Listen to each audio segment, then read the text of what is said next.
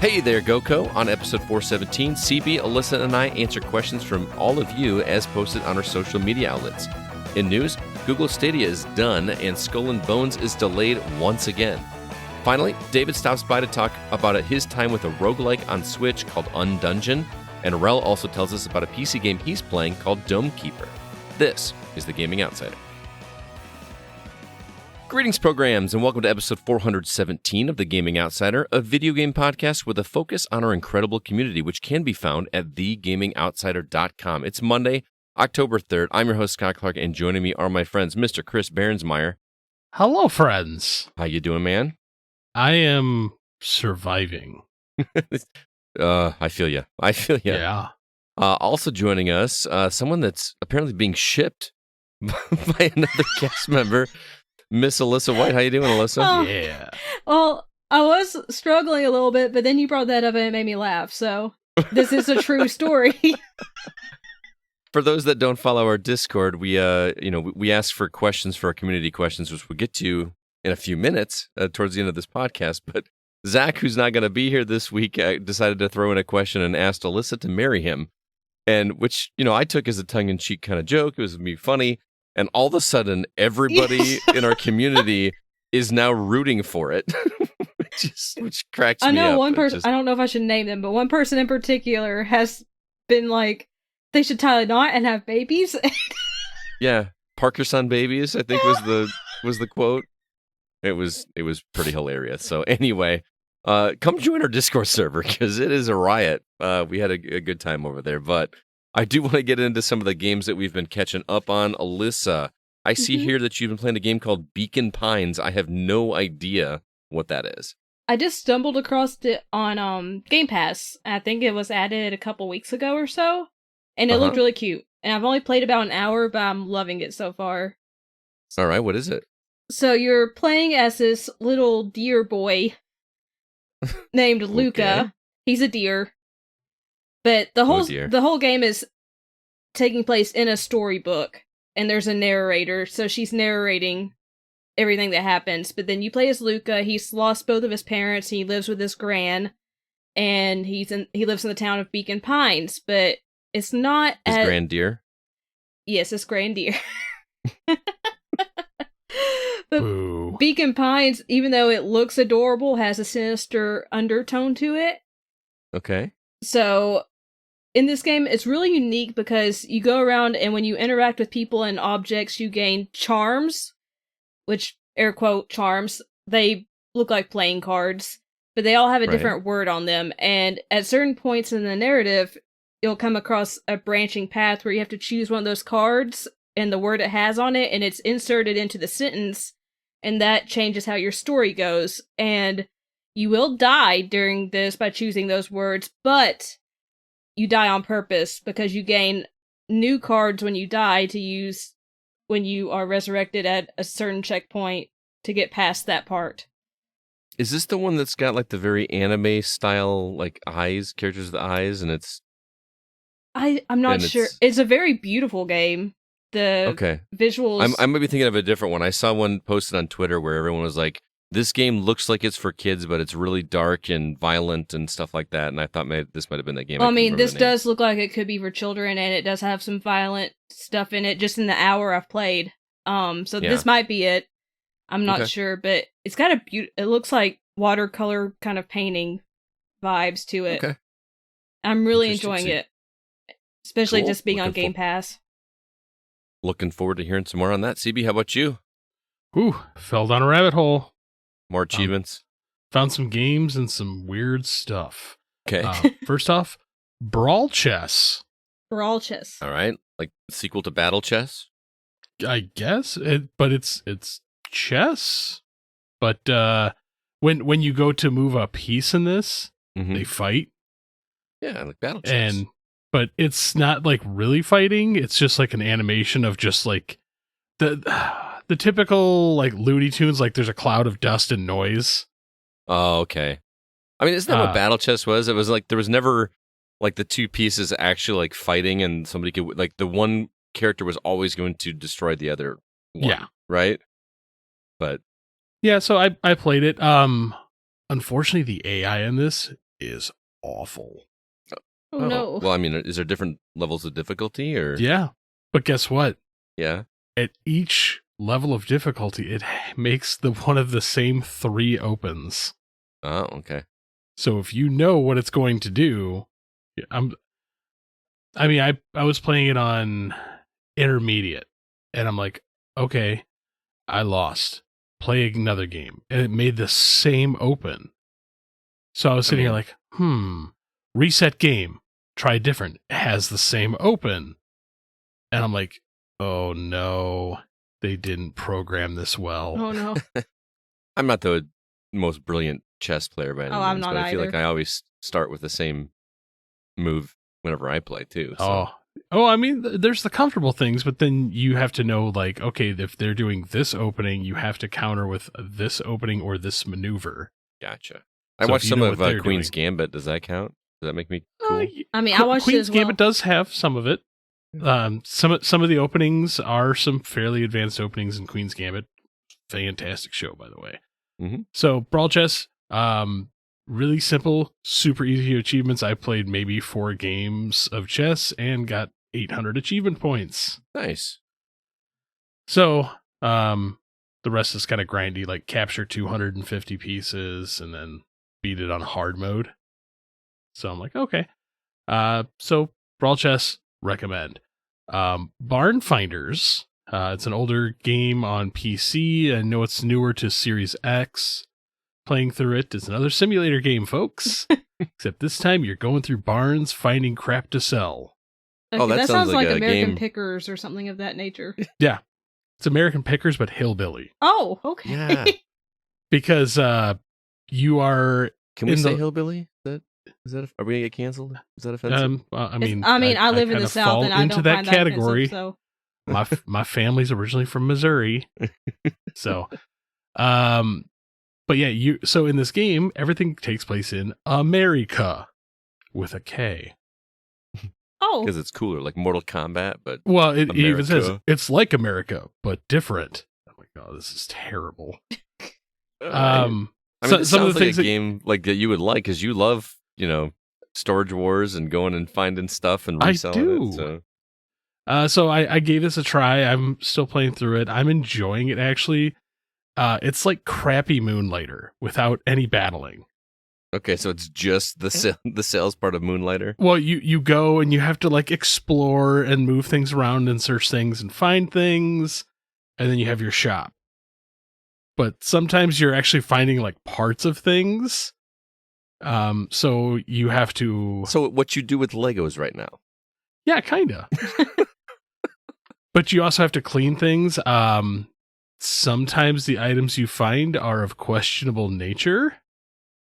In what way? the way your face appeared. Large plastic dolls, Oh, okay. I was wondering That if I was are- gonna go there. dirty, and you have to use your Ew. cleaning station to clean them. Oh, so we're gonna put some Power Wash Simulator in this game as well?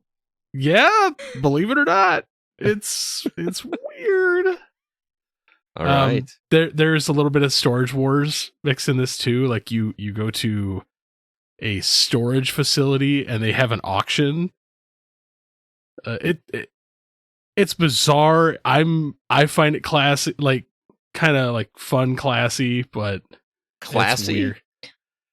I watched the trailer, man. Classy is not the word that came to mind when I saw the trailer. Well, I mean, compared to some of the ones that you see out there, I'm like, it's not bad. So when you said you found like pieces of things, is it like you try to find pieces that match Like- it in other barns? Yeah, so like I found a motorcycle engine, and then later on I found a motorcycle frame. So So what are and the then- chances that they're like the same model bike? This is America.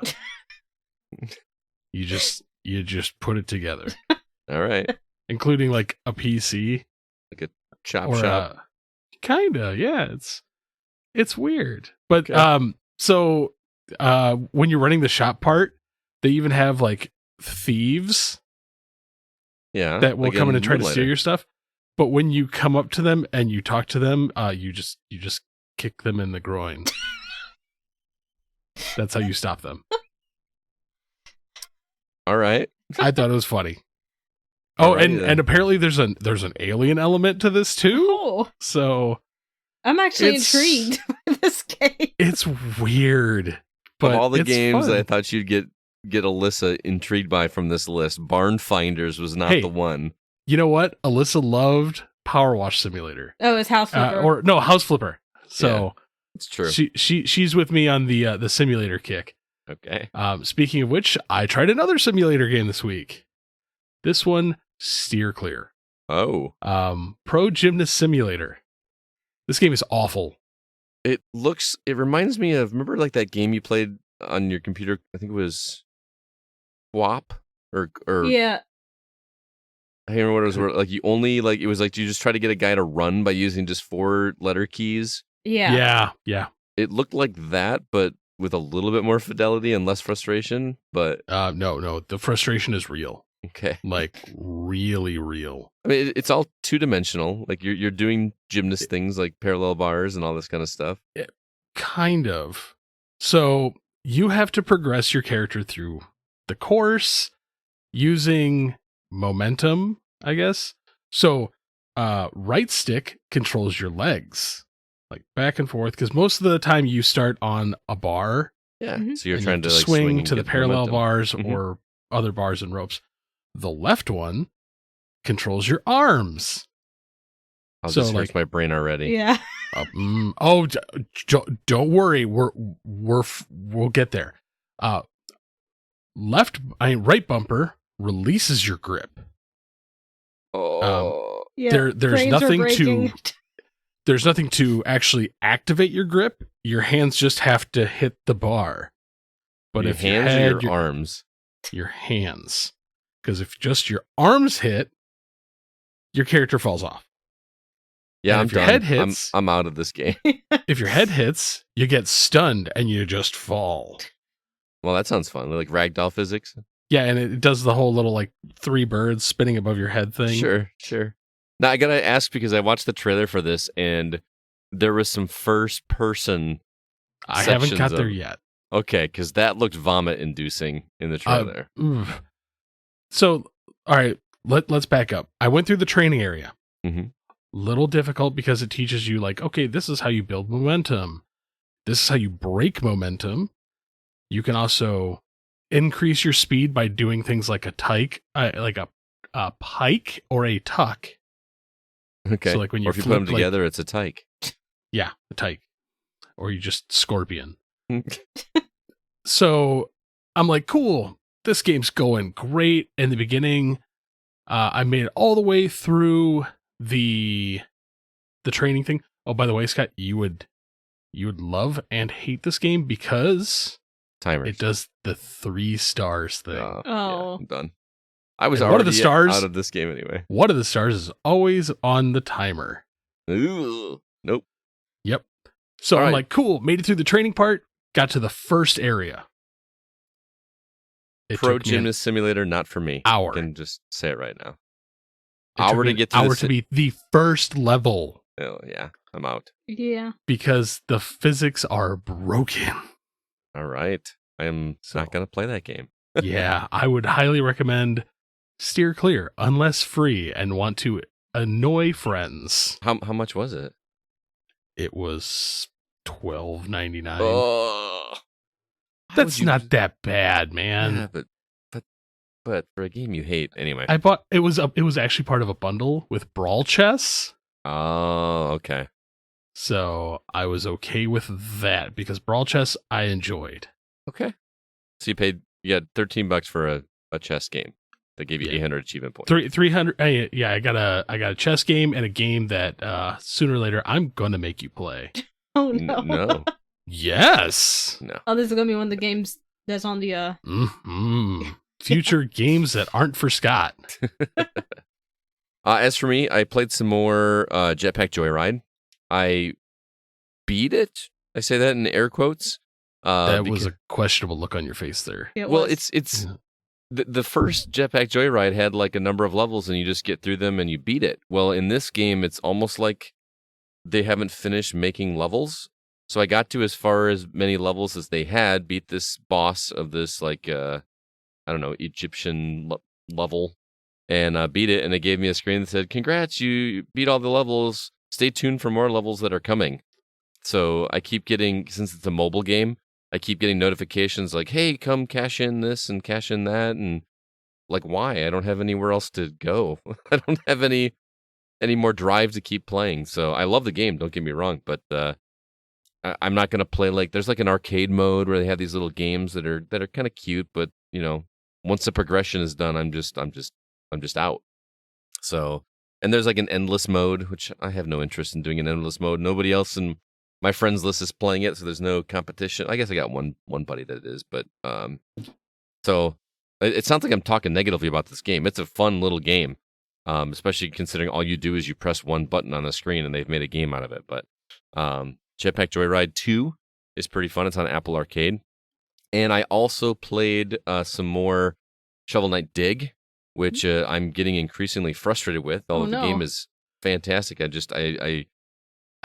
so used to roguelikes where you have upgrades that make you stronger and better, and I'm not coming across any. I just have to basically get through this on my skill alone, and my skills are not great. So there is, I don't know if you guys remember me talking about it, but there are like these secret doors that you can open, and the only way to get there is to purchase a key from a shopkeeper at the top of the, above ground. And then you have to basically survive down the dungeon until you get to a door while still holding the key. If you get hit, you drop the key and you can pick it back up. But if you get hit in a way that makes it impossible to get to the key without getting hit again, then you lose the key and that run is toast. So I'm kind of focusing on opening those 7 doors. I've only got like 2 or 3 of them. So I'm doing that. But I get frustrated, man, because the hits, I'm not going to say they're cheap because they feel like my fault, but when I play a game like this, I find myself rushing. I'm rushing to get down. I'm, digging through the tunnels and trying to get through because there's this constant threat of a thing killing you coming from the top all the time. But it's like a survival game where you have to be methodical and take your time, and I'm terrible at it. And the other thing that I mentioned is like I have to keep beating the bosses, which is frustrating because like I said, in other roguelikes, you don't have to beat the boss again. You just have to get through the level again. And here you actually have to keep beating that boss. The nice thing is that you learn the pattern of those bosses pretty quickly. So it gets easier and easier as you go based on just your skill. Which isn't a fun way to do a roguelike, I guess, because I'm so used to just relying on my power-ups. This one relies on your skill. So kudos to Yacht Club Games for doing that. But that is Shovel Knight Dig. And like I said, I'm liking it. I want more Shovel Knight. I want more levels and bosses and acquiring those weapons, and I don't know. I like it, but it's fun being back in that world again. I get where you're coming from with it, but I would also like to see what else they could make. Well, I mean, they made a puzzle game. They've made this. They're trying different things with the Shovel Knight series. It's not like they're... But make something other than Shovel Knight-esque. Oh, I gotcha. Okay. I mean, it's been pretty successful for them, so... It has, but branch out. Owen's beat it, actually. He bought it on Switch, and he beat it. So he's going to actually be doing the review for us, because I can't beat it. So stay tuned for that. But he loves the game. He absolutely loved it. But he's a Mega Man guy, and this feels like Mega Man meets Dig Dug. So okay. I can see why he likes it quite a bit. So anyway, let's go ahead now and jump into the week's news.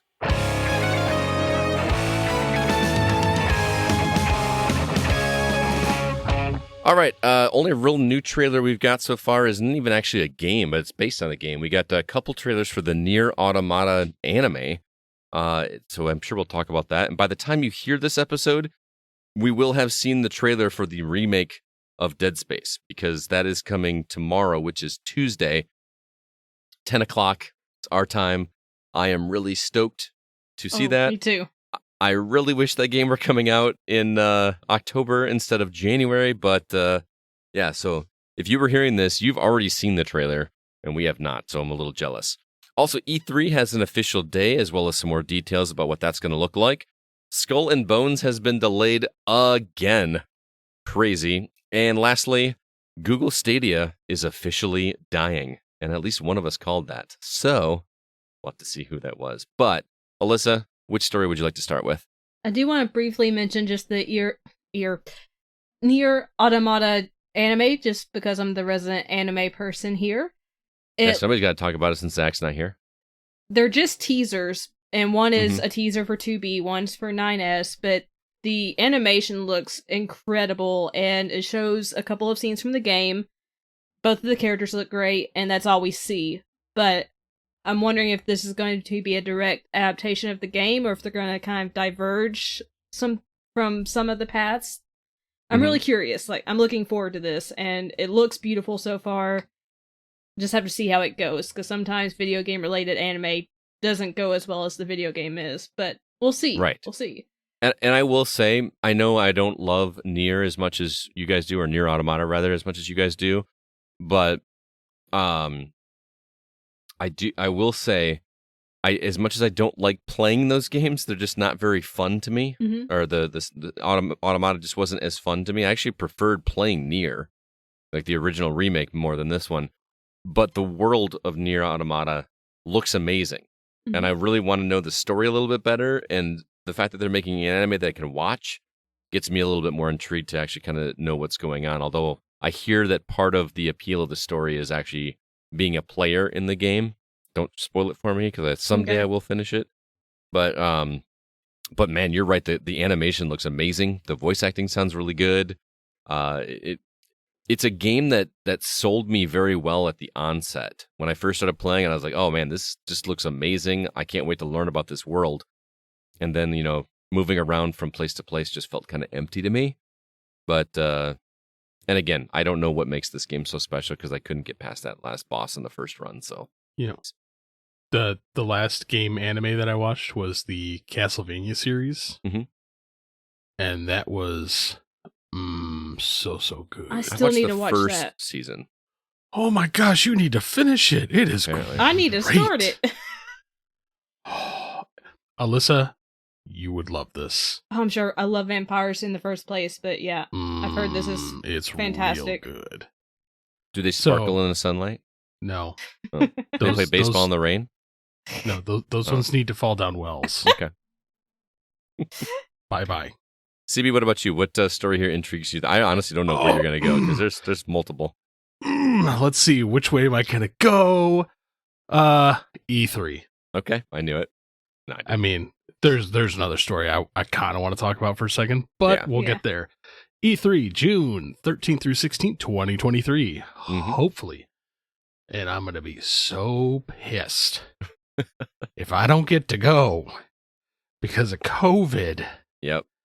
I will throw a computer out a window. Oh, no. Well, your chances are going to be better, because I will not be able to be there, because I've already booked vacation for that week. Okay, vacation. Yeah. Screw you. I finally might be able to get to go. And no, I'm going to go do something else. Oh, I'd love to go too, but I don't know if I can afford it. We'll find a way. Okay. You could be you could be the gal in the chair. Yeah. If you can't make it. The gal in the chair. I mean, she doesn't seem to like that idea very much. No, I don't know what that is. Batgirl, from Spider-Man? Batgirl, Oracle. Oh, okay. I gotcha. The man in the chair. Luckily, there will be separate areas for business and consumer areas and days. And you won't. I feel like you don't appreciate that as much, CB, since you're not there, but just how flooded that place was with people that were there for. No, I completely appreciate that. Oh, that would be so nice, just to be able to go get some work done. I like to mingle with my peoples. E3 Gamer Days will be on June 15th and 16th, so the second half of the LACC. Digital events will also take place leading up to the show. So a blending of in-person and digital. You look like you have thoughts. I just want to go, man. I know. I finally got my chance, and COVID had to poo all over it. Well, you got accepted last time. We just couldn't do it because it got canceled. I know. I'm sure you'll be fine, dude. You're already on the list, so I'm just really excited because I finally want to experience that once in my life. Yeah. Because it is something that, like, being a gamer, like, everybody's always excited for E3 week. In those last couple of years, we're kind of Yeah. So now that it's finally back in person, like, let's go, man. Mhm. Like, I want to be there. I want to experience it. So stay tuned, folks. I really hope you get to go too, not just because I want to see you happy, but Alyssa, you haven't hung out with us in person, but CB can talk to anybody and can just make his presence known and bump shoulders with people and get some contacts. And that's one of my favorite things about E3 is just meeting people and getting those business cards and making some contacts to try to make things a little bit better over here. So Scott just wants to watch me work my magic. I do. Also, I just want to meet my friends Yeah, that's in true. real life know. and give hugs. I'm a big hugger. Oh, man. We've been talking about doing I'm a big cuddly fat boy. It's true. Hugs are the best. Yes, We've been they talking about doing like a vacation with just go people, like all getting together and renting an Airbnb somewhere and hanging out, bringing in a TV and playing video games all weekend. Yeah. That I sounds love that. fun. So, All right, well, like I'm I going to said, leave. Stay tuned. I'm going to leave the one story for CB to talk about because I know he wants to bring it up again. But yeah. I just am kind of baffled by this whole Skull and Bones thing. I'm not. Holy cow! This game was announced originally in 2017 at E3. That was 5 years ago. It was playable on the show floor, and they've now pushed it back from November to March 9th of 2023. They claim that it is for additional polishing and balancing, but let's be honest, they were releasing it within the same week of God of War Ragnarok and Sonic Frontier, so I have a feeling that has a little bit more to do with it than polishing and balancing, but who knows? I could be wrong. Yeah, but at the same time, we haven't had an open beta. There's one coming. There is one coming. Mm-hmm. But if you want to get out of the way of a game release, you move like a month, not 6. Yeah. Also, it being an open beta makes me think, all right, this is going to be a game focused on online, not a single player campaign kind of thing. So I'm willing to bet this is going to be Fallout 76 on a boat. You think so? Yeah. Don't you ever forget. I won't. I'm going to have that song stuck in my head. So yeah, You're welcome. Skull and Bones, hopefully we'll see it in 2023. But no. yeah. One more delay. My interest is just waning and waning with each news story that we have about this because I don't know. It's not like we don't have enough to play. There's plenty of things to play. So I'm just trying to think of, is there anything coming out in March that's like huge? I'd have to look. I don't have Because Yeah. I'm gonna like if I was a big company and like you're already on shaky grounds with Skull and Bones, I would just be like, hey, I'm gonna release my big AAA budget title the same day. Yeah. And just watch them keep moving it. Because like Pretty much. right now it feels like game herpes. Even Ubisoft's like, we don't want it anymore, just take it. But Game we're herpes. we're gonna sneak it in. There's your sound bite, Kevin. He keeps There talking we about he go. wants to take little clips from these episodes and string them all together. Well, I mean, 5. Okay, I actually, believe it or not, I actually have another game that has now. I was just informed of this today. Mm-hmm. By the way, that it's been 5 years in development. There was that NES game that I kicked 5 years ago, Full Quiet. Oh, I remember that. They just sent me the notification today. They're like, it's the 5-year anniversary of development. So I'm it's like, still in development? Apparently it may actually finally be getting released. Wow. So 5 years for an NES game. So That's nuts. I'm excited if this thing comes to fruition because it's going to be one of the most ambitious NES projects ever. So we'll see how that goes. All right, CB. I know you want to talk about this last story. Go ahead. Let me get my shotgun Yeah, because he's Google getting Stadia ready. dead. Let's shoot this horse again. Man, Google, what are you doing? Like, I can't remember who said it on our Facebook group, but they're like, oh, look, it's another instance of Google attempting to do something, not giving it the support and just letting it die. I mean, wasn't this what we said when they first announced it that this was going to happen? I'm pretty sure when they first announced this, we all questioned who asked for this. Well, I mean, we all are kind of okay with, the idea, the concept of it, but just not from Google. Yeah, it's Google. It's weird. Yeah. I mean, to be fair, I own a Google phone, so To be fair. To be fair. Players have until January 18th, 2023 to complete any game session. And then it's gone. Yeah. All gone. But here's the good thing about this, which it's Google, so they can afford it. They're refunding all hardware and software sales. If you purchase the hardware, through the Google store, and the software and any add-on purchases through the Stadia store. So basically, if you paid the money for this, you're not out anything. You basically got that service for free for a bit. So quick math, carry the 3, so $40. That's how much they have to refund total. Is that all it was? No, I meant over everybody. Oh, you're being facetious. Yes, I am. Gotcha. Because remember, they were giving the hardware away. That's true. And you got a Chromecast out of it, so basically a bunch of people got a free Chromecast. Yeah. So they were giving this away. To this day, I still maybe know a couple people that own a Google Stadia, but let alone how many people have actually bought something on that Google Stadia. That's a good point. Here's a question. I want to know the numbers. Well, I want to know the numbers too, but what I'm curious about is, can you use that controller for anything else? No. Is it just tied to Stadia? You can't, because you know how you can use an Xbox or PS controller on your computer? Yeah. Can I use this as a controller in my Steam? I doubt it. That seems weird. I mean, yeah. I have no idea. So, I mean, more than likely somebody's going to reverse engineer this a little.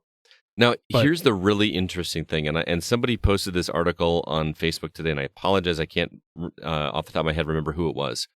But they posted a story about one person that is really upset that Google Stadia is being shut down. This guy that has been playing Red Dead Redemption 2 on his Google Stadia. Guess how many hours he's logged in Red Dead Redemption 2 on Stadia? Just take a stab at it. 600,000. It was something like 5,000 or 6,000 hours. Okay. Well, you're an idiot. That he's played on Red Dead Redemption 2. But here's the kicker. He's never played this single-player story mode. Oh, That's just him playing online. I am boggled by that. I tried to do the math, trying to figure out when he started, because I don't remember when the online kicked in and when the online kicked in on Stadia, but basically, even if it came out 3 years ago, which I think is being generous, in order to have that many hours in the game, he would have had to have played 5.25 hours every day since it was launched. Now, obviously, that's not going to happen. So how are people able to game? I guess I'm old, but how are you able to put that much time into any game? I can't even imagine putting that much time into multiple games, much less one game that I would think I would get tired of. Okay, so actual quick math, there are 730 hours in a month. Mm-hmm. So that means just shy of... Oh, this is 242 days of time that he's put into Red Dead Redemption 2's online. And Google Stadia's been out for what, 2 years? Right. That's well, no. Google Stadia has been out for 3 years. Okay, that's not that bad. 5.25 hours a day? Do I need to bring up WoW? I mean, yeah, that's the thing. Okay, because when I quit WoW, I met up with one of my friends over the weekend who I played WoW with, and he's like, "Yeah, you quit," and I'm like, "Yeah, He's like, "Yeah, you were in there for only 2 years." And I'm like, "Yeah," and I had 245 days of played in-game time. Okay, so it's all relative for you when you say it's not that bad because you literally did it. Yeah. You also have less time, and you have a much more patient wife when it comes to. At that point in time, not married yet. Oh, okay, well, that makes sense. So, but I can understand because I've done that. Did I hate myself for it? Yes. I couldn't imagine. I Anyway, can't imagine this it. guy is basically begging Google Stadia to let him transfer his character from Google Stadia over to like PC or something like that. Because if Stadia's gone, it's gone. And Well, first off, almost every single person since the beginning of Google Stadia has said, this will not last. Yep. Even in Google Stadia's big opening thing, and it didn't work. Remember that? I remember. Mhm. So I'm like, none of us put any faith in this. No. I had At one all. pre-ordered and I actually canceled my pre-order, which is weird for me. I never cancel pre-orders. Bro, again, they were giving it away for free. I am a game collector, and I didn't even get one. Yeah. Do you think those So- are going to be worth No. anything? Like, No, because it's going to be like the Ouya, where like I just found one. It'll be a paperweight. And the person was like, "You want this? Brand new, sealed in box." I'm like, "Sure. How much?" They're like, $20. Done. And that Yeah, was a but brand look at- new. That was a brand new Ouya, like a big, beautiful box. it's a tiny little box, isn't it? No. The box that it came in is a little bit bigger. Yeah, but people said But- the same thing about the Virtual Boy. Remember how that failed? And look at how expensive those things are now. Because the Virtual Boy is still usable. That's true. The Google Stadia and the Ouya are not. That's a good point. That's a good point. Alyssa, you sad at all that Google Stadia is dying? Not really. I never had one. Yeah, I almost did, but I didn't. It's So it is unfortunately got its. They've already dug its grave. They've got the headstone marked right next to Google Glasses. Yep, that's true. I thought Google Glasses was going to be a thing. I really did. I met one person who owned a pair, Yeah. and it is the funniest thing to ever look at a person wearing them and talking to it. So they're talking to the But, dude, it's this like headset, and they're like Google Glasses, dude, and I'm like, weirdo. Yeah, it's weird enough when people like me are walking around with an earbud in and talking on the phone.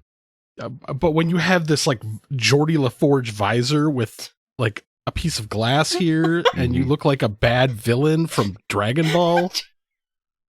You walk around telling everybody that they're over 9,000. Oh, dude.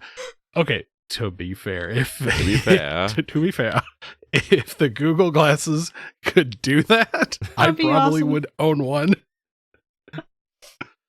You know what's funny is I've still never watched that show, but I know that meme, and like I watched one of you, either you or Nate were trying to get me to watch it, and I said, "Fine, I'll watch it." We got on the Plex server, so I started watching it, and you meet what's that character's name, Vegeta, Yes. Yeah. and he's like the first character he meets. He's not even at 75, and I'm like, I understand what that means.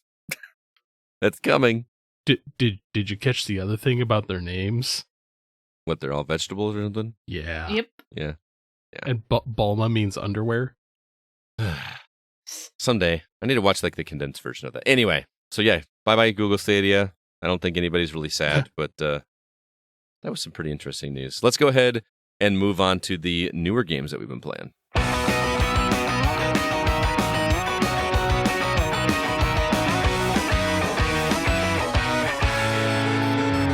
All right, it seems to be a little bit of a light week in terms of releases, thank goodness.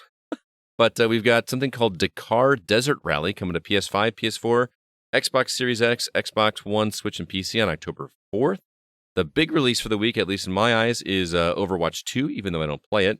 Coming to PS5, PS4, Series XS, Xbox One, Switch, and PC, October 4th.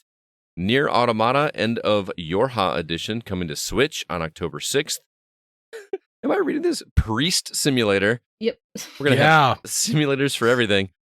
Coming to PC October 6th. Medieval Dynasty coming to PS5, Series X and S on October 6th. Splatter Zombiecalypse? Zombie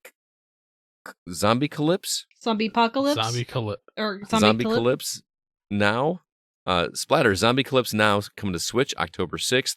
And lastly, No Man's Sky coming to Switch on October 7th. CB, anything?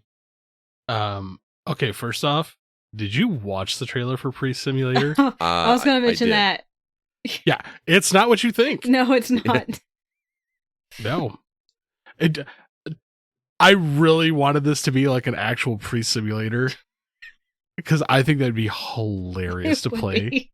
See, my mind is going in a different direction, so you need to tell me what. Yeah.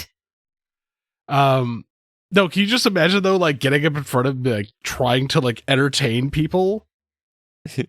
You have like the it's on PC, so you won't have like the Wii, or not the Wii, but the Switch Joy-Con doing the sign of the cross. Yeah. Like I actually think that could be made, but it could be really funny. Mm-hmm. Yeah. Baptize people. But and... wow. Oh. So is that the one you want to play? That'd be the one I want to play, minus the incidents in Boston. We'll leave it at that. Spotlight, great movie, by the way. That is a good movie. I'm sorry, but every time somebody says like that kind of stuff, my brain goes to Tropic Thunder. Okay. With the fake trailer before with my God, Downey Jr. and Tobey Maguire. Tobey Maguire and how Harry that Connick got Jr. made, I have no idea. Not Harry Connick Jr. Robert Downey Jr. Robert Downey Jr. Just a jazz pianist. Oh man, dude, that was pretty funny actually. Yeah, it really was. Overwatch 2, don't care about. Our community loves that game though. We have a whole channel dedicated to that on Discord. I know. They are super stoked about it. I'm not knocking the game. It is a Blizzard game. Yeah. So it hurts my soul. Yeah. But to be honest, I will probably check out some Dakar Desert Rally. Oh yeah? Yeah, it's been a while since I've played a good rally game. I have no faith in No Man's Sky on Switch, just because I know how intense that game is. And graphically, I don't think a Switch can keep up. No? No. Okay. Especially with a lot of the updates they've recently done to that game. Okay. Alyssa, how about you? Anything? I probably won't play it immediately, but Pre-Simulator, the trailer is just so bonkers that I'm intrigued. Okay. I really am. Everyone just go watch the trailer for Pre-Simulator game. If Pre-Simulator makes it to Xbox, I will buy it. Oh, if it's on Game Pass, I will play it. It doesn't even need to go to Game Pass. If it just comes to Xbox day one, I'm buying it. Okay. Sounds good. Because that looks so bizarre. It does. Yeah, there's nothing on this list for me. I will be playing catch up this week, so hopefully somebody gets something out of that they like. But moving on, none of us played anything new this week, but I do have a couple games to talk about. I sat down with both Relle and David, who played a couple new games. Let's do those right now. I am here with my two good friends, David Newman. How you doing, David?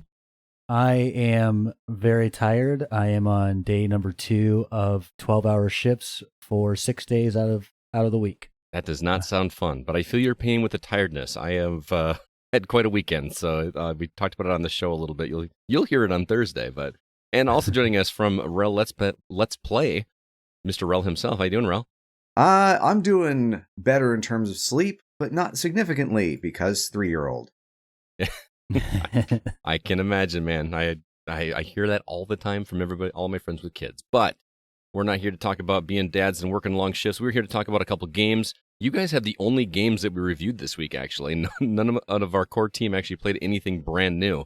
So I'm very excited to talk about both of these games. We're going to start with David, who played a game called Undungeon. This comes from developer Laughing Machines and was provided to us by Stride PR. Now, David, I know that you're new to the whole roguelike formula. It was a game that, or a genre that you were not into until you started dabbling recently, and it seems to be kind of a new favorite for you. Is that fair to say? I think it's definitely become a favorite of mine, but I hate to burst your bubble. I think they've called this a roguelike, but it's not.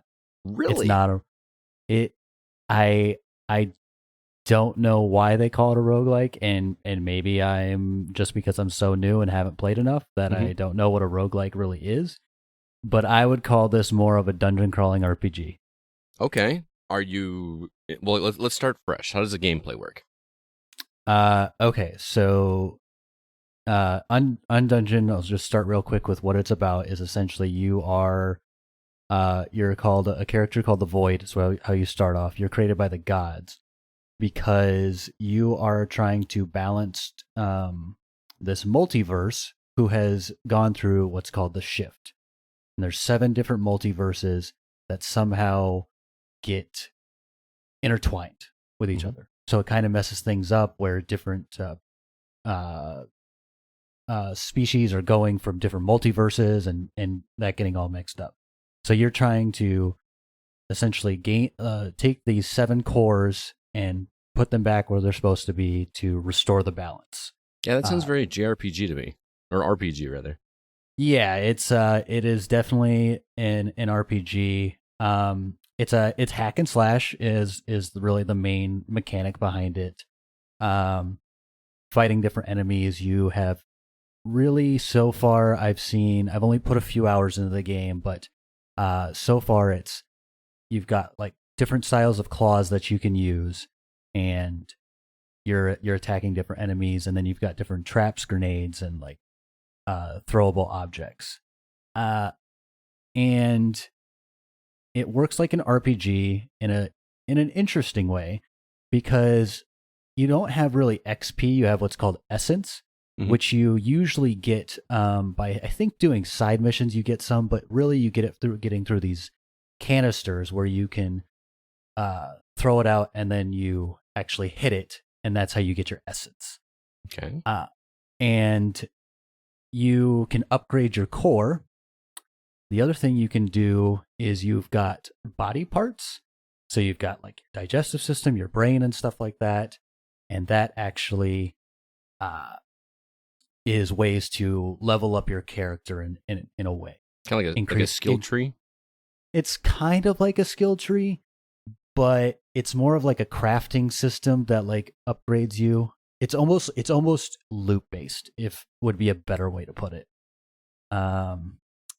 It's got a lot of different moving parts. It sounds more like Diablo to me than a roguelike. Diablo is fair. It is top down. I don't quite think it does it in a different way than Diablo, I would say.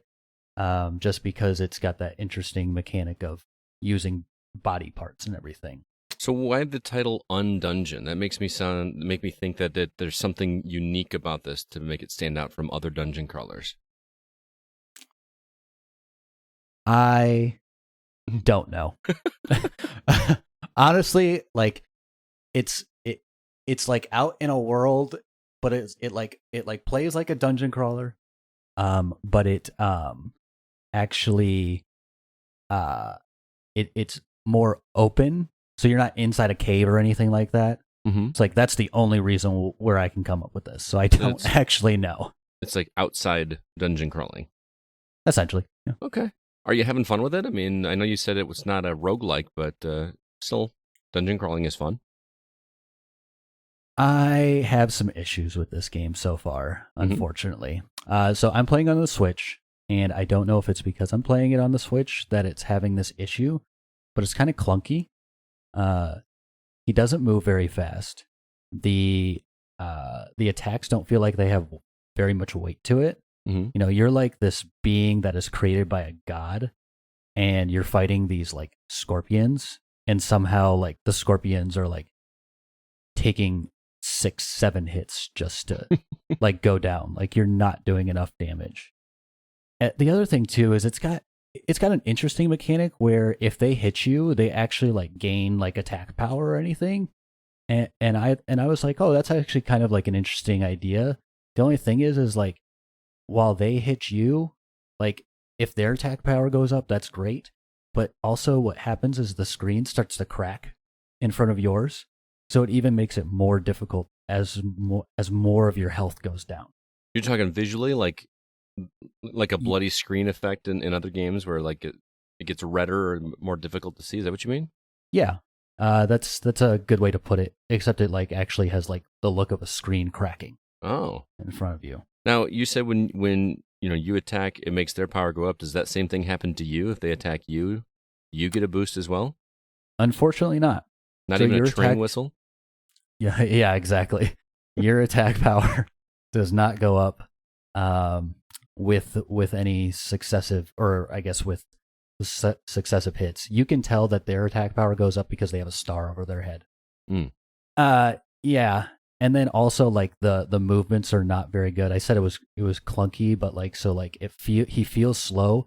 The other thing too is it only really feels like he goes up or to the side instead of in a 360 degree. It almost feels like this needs to be played on PC.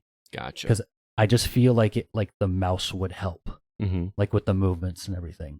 Well, if I'm not mistaken, this was on PC first, and they ported it to Switch. You are correct. Yeah. I think it released in 2021, and Gotcha. and I hope it plays much better on the PC. So it's I don't think it was really. I mean, obviously, it wasn't meant for Switch. I don't think it has ported well over to Switch. Gotcha. Do you think this is a case of because I'm just going to assume that you haven't finished the game yet? I know we just got it, so. No, I haven't. I have unlocked 2 of the 7 cores, and I don't know if there's more after that. I know that is the main objective.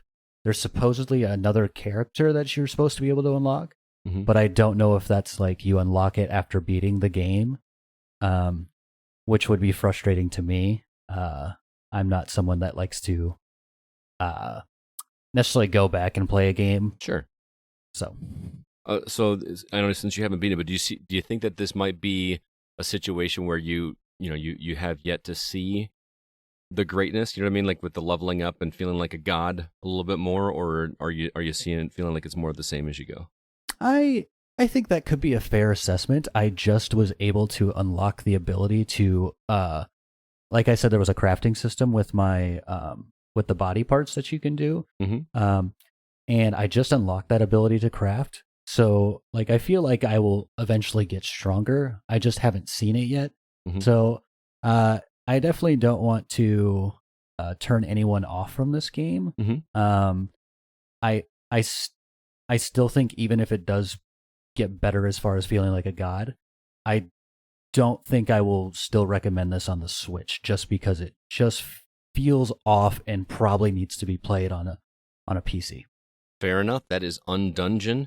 I'm still pretty interested because that trailer looked pretty slick. I'm actually surprised you say that it feels slow moving because it looked pretty fast and frenetic, but maybe it's just a good trailer. But I'm still intrigued, so I'll keep an eye out for it. Maybe a sale. And now that I got a Steam Deck, although that's going to defeat the purpose of having a mouse if I've got a Steam Deck. So, well, thanks for checking that one out, Len. Let's move on over to Relle, who has been playing a game called Dome Keeper, which sounds like it might be more of a roguelike than Undungeon was, which was advertised that way. You want to kind of explain to everybody what this one is? Oh, no. Dome Keeper is definitely purely a roguelike because it's got that formula of you start a run, you have to do a thing, you either win or you die, and then you start a new run. It's the same thing at its core. So the premise behind it is you are in a dome. You have been fired onto a planet because reasons. And you are tasked with digging under the earth to uncover a relic. And along the way, you have to dig up various resources to upgrade your dome to survive successive waves of alien monster attacks. All right. So it's a little Minecraft mixed in there, it sounds like. Not exactly. I mean, there's definitely the mining aspect to it, but there's no real crafting. It's just you get enough of the square thing in order to upgrade your laser, or you get enough of the triangles to repair your dome, or you get some, square things and some water in order to upgrade like various other aspects of the tech that's keeping you alive. Okay, and just so that everybody understands, this is just straight 2D. Like you start in a dome and then you're digging down Dig Dug style. Yes. I mean, actually, that's a really good analogy. I would also go with not really Lode Runner, because you just bapped ground away to the left and right of you. This is more like tunneling underneath the earth and just trying to find resources on the way to uncovering the relic to win the game. Okay. Like win that run, or essentially, yeah. I mean, you win the run, and as you win the run, you unlock more stuff. Like the very first thing I unlocked, I believe, was the sword dome, which is an interesting alternative because the first dome that you have available has just a laser that fires a laser. And then the sword dome just has a sword that pokes out from the dome, and you can move it back and forth along the curvature of the dome to slash at enemies that are in melee range, or fire the sword like a torpedo and hit any enemies that are just flying around the dome in the air. That sounds kind of rad. It is my preferred way of playing the game because the sword is like more powerful against the melee enemies, and I feel like the laser is not like it's not super interesting. It's like, okay, you point at the enemy and you shoot, big whoop. Alternatively, I could have a sword. It almost sounds like a little bit of tower defense mixed with the roguelike. I mean, kind of, because you're defending your dome against waves of monsters, but with tower defense, the monsters all go along a path. Whereas in this game, your dome just sits in the center of the screen, and the monsters are just coming at you, and you have to either shoot or cut them down. Gotcha. All right. Did you complete a run? Several. So basically the devs recommend brutal, the highest difficulty, as the suggested difficulty for Dome Keeper. I started in normal because I'm a coward, and won basically every run. So, if you want to just get your feet wet, certainly start with normal, but then I moved on to hard and won that one as well. And you can also like bump up the size of the map. So like I started with a small map, which is best for shorter games of like 20 to 30 minutes. But then there's also medium and large, and you can eventually unlock modifiers that make the game even more difficult if you want to. But yeah, I won, I don't know, I think 4 or 5 runs so far. Cool. So what's the draw to come back and complete more runs outside of just, cooler weapons? Unfortunately, not a lot. And that's kind of the main problem with the game, is that once you do a run, like once you have kind of figured out the optimal upgrade order, each run is more or less the same, because like you start, you go dig down, you get some resources, you upgrade, your digging speed so that you can knock away blocks faster, you upgrade your weapons so that the waves go faster, and you kind of get a sense of what you should do in each run, and there's nothing that really changes it other than like you can unlock certain gadgets by uncovering circuits underground along with the resources, and that will give you, say, like a lift that will automatically carry resources from the bottom of the lift up to your dome, or you get a teleporter that teleports you from the dome to wherever you place the teleporter. A tree that just automatically grows resources, so on and so forth. And that's kind of the only thing that changes about each run. Each one is more or less the same loop of dig into the mine, or just not really mine, just dig underground, make your own dang mine, uncover resources, possibly get gadgets, and just upgrade in the optimal way to clear each wave to give yourself more time to find the relic. All right, so where does this fall on the recommendation scale for you? I mean, the thing is, it's good at its core. It's just that there's not a lot to it that makes it sort of an endless, evergreen roguelike experience. Because, like in the video that I did for this game, where I actually played on hard and still won, with games like The Binding of Isaac, Hades, Dead Cells, you can have any number of different types of runs due to the sheer variety of builds that you can do in the game. But with Dome Keeper, there's not enough variety for there to be like, 50 different runs you could possibly have. It's more like 3 or 4 varieties. And yeah, you do get modifiers later on, but it doesn't really change the core loop significantly to make you want to play this for like 100 hours, for instance. Gotcha. All right. Well, thanks for the info, man. That is Dome Keeper from developer Bip and Bits, and was provided to you by Sandbox Strategies. So appreciate them giving us a shot on this one. What's the price point on that one? So it's $18, and like it's pretty clear that the developers have more in mind, because you currently only have one option for like the miner, who's titled the engineer, but there's also going to be one called the Assessor, and that one's not even unlocked yet in the game. Like, not that I haven't unlocked it, they haven't released it yet. So they obviously have plans for the game. So depending on whether the core gameplay loop intrigues you, it's certainly good for what it is. It's just not there yet in terms of like endless replayability like Binding of Isaac or Hades or Dead Cells, etc. Gotcha. Well, I know that video is not up yet. You said something like this weekend. Where can everybody watch that once it drops, besides thegamingoutsider.com, where it will be posted? Yeah, I'm planning to have it uploaded as of Saturday morning at youtube.com/RellePlays. That's RELLE Plays. Awesome. Thanks so much for stopping by. And David, thank you for stopping by too, man. Why don't you tell everybody about your little show that you got going on too? Yeah, still not out yet. Oh, my bad. It's all good. Look out for Keeping It Mediocre in the future. All right. We will definitely do that. Thanks so much, guys, for stopping by. We'll catch you next time, all right? Bye. Later. Thanks so much, guys. Appreciate that as always. I want to remind everybody really quickly before we get into our topic about our social media outlets. First off, facebook.com/groups/the GoCast.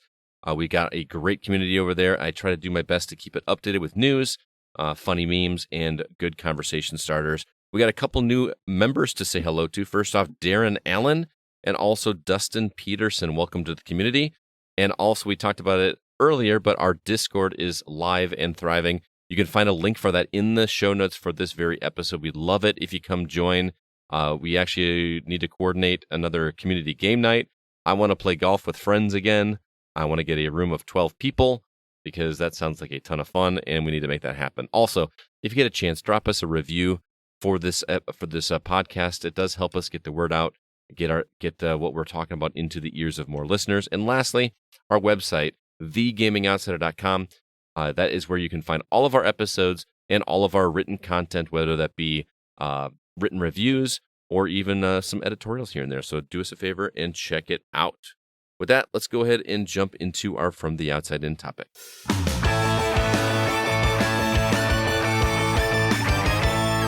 It is the first of the month, which means we're once again doing community questions. I posted requests for questions from all of you on Facebook, Twitter, and Discord, and as always, you guys delivered. So we're going to do our best to answer as many of them as we can right now. CB, why don't we start with you? No, you know what? We're going to start with Alyssa. Oh, okay. Fine. Be that way. Why don't you start with Facebook, Alyssa, and we'll kind of just go around the horn here. Okay, Sean Coates wrote in, I had a 2-part question last time, but only one was truly answered, which I'm so sorry about that. My bad. So I'll re-ask the second part here. When do you think games will stop releasing on last-gen hardware? I'm betting on mid-2023. I know my answer. What's I think yours? it'll be later than that because I do think too. that we're still going to have some scarcity. I mean, I know the PS5 is getting easier to get a hold of now, But it's still but a really lot of pretty people still difficult. have, Yeah. PS4s and Xbox Ones are still out there in abundance. So I'll say 2024. Q2 2025. 25. Interesting. And I have my reasons. What are your reasons? Sports games. Oh, yeah. And Call of Duty. True. No. Sports games. Plain and simple. Mhm. Always sports. The last few generations of games. Last one is always sports games and Just Dance. That's true. Just Dance kept And the it's Wii funny- going for a while. Just Dance kept the Wii going until, 2020? Yeah. Which is Like- kind of crazy. The Wii. Not even the Wii U. The Wii. It's nuts. So, Remember that 2020 Ubisoft always kicked off their press conference with Just Dance? And Yes. do you No even one have to advertise that? cares. The people buying that game are not watching the Ubisoft press conference. You know what I mean? Yeah. So I'd say Q2 2025 because that gets you through all the major game, like sports game releases for the year. Mm-hmm. So that would be my bet. The last games that are probably going to be released are a version of Madden. You think so? It's usually I think it was the original Xbox. Was like Madden 09. Okay. Alyssa, what do you So- think? I think probably mid 2024. Just because That's what there I'm are thinking, still issues like with people trying to get the PS5. A lot of people still playing, the PS4 and Xbox One. But we are seeing some games that are just not being released on current gen. On the previous gen now. It's only current gen. So, I could be off. We are also due for a recession. I feel like it's already Yeah. started a little bit too. So, people, even if they are available, aren't going to necessarily be able to go out there and buy the PS5 or the Xbox Series X.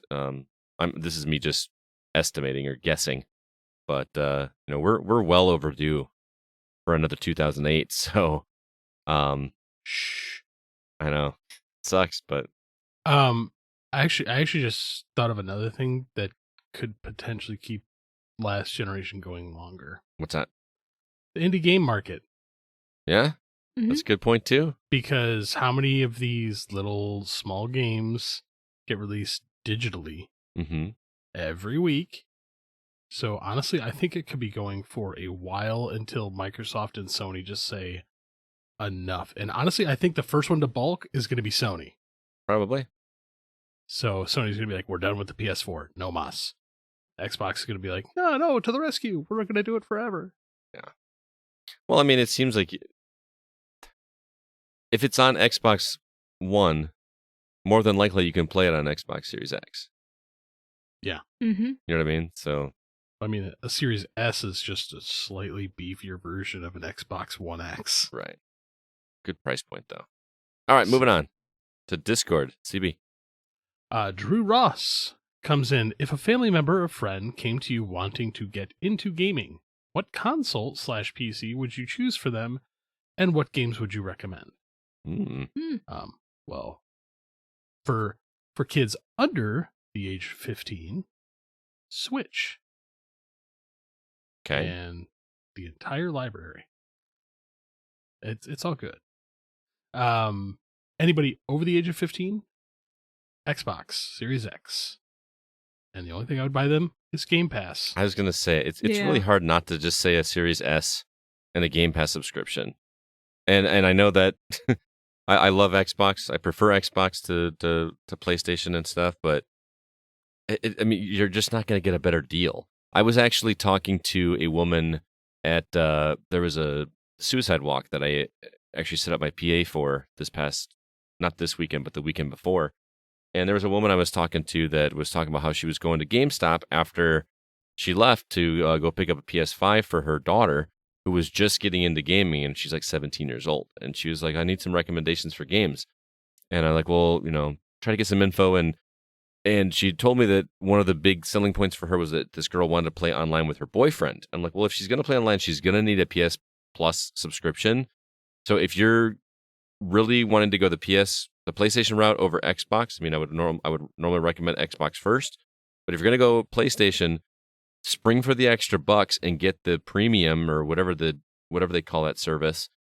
You get all these games that to someone like us isn't as appealing because they're not day one, like Game Pass games are. Yeah. But for somebody that's brand new to gaming, those are all new games. So you basically have a library to choose from. So, yeah. I mean, a library of over 100 games, granted, a bunch of them you're not going to be interested in. But then you get all the new stuff on top of that. That's the easy recommend.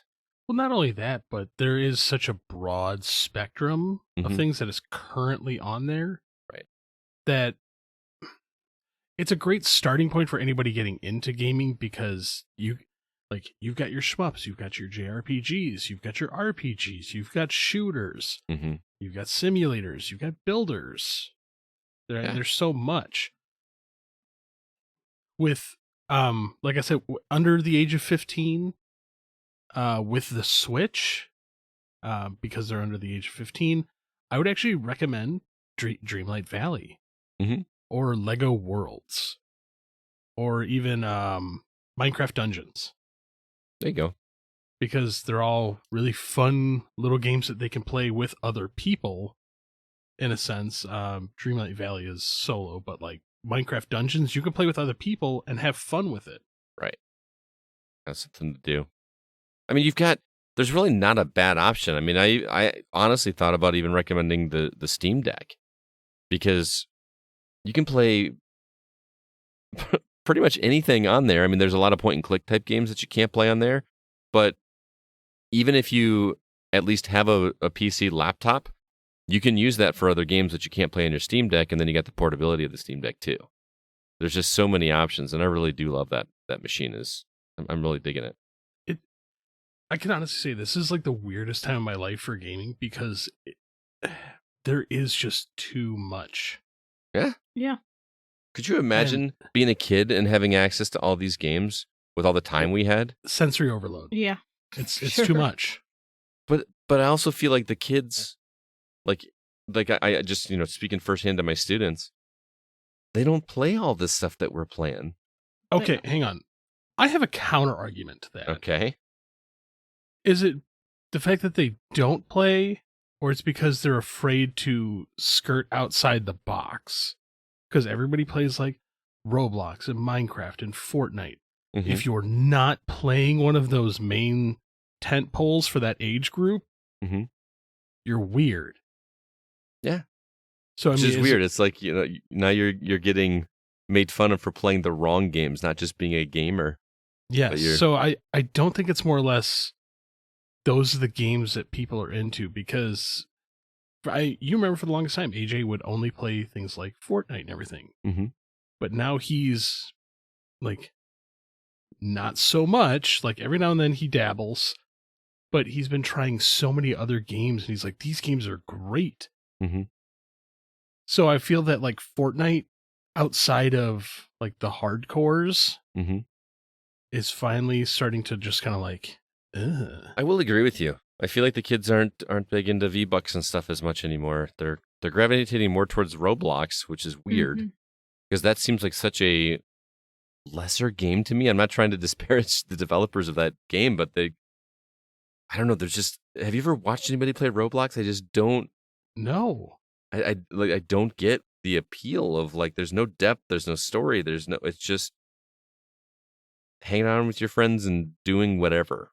I mean, there's some hide and seek type stuff, but I don't know.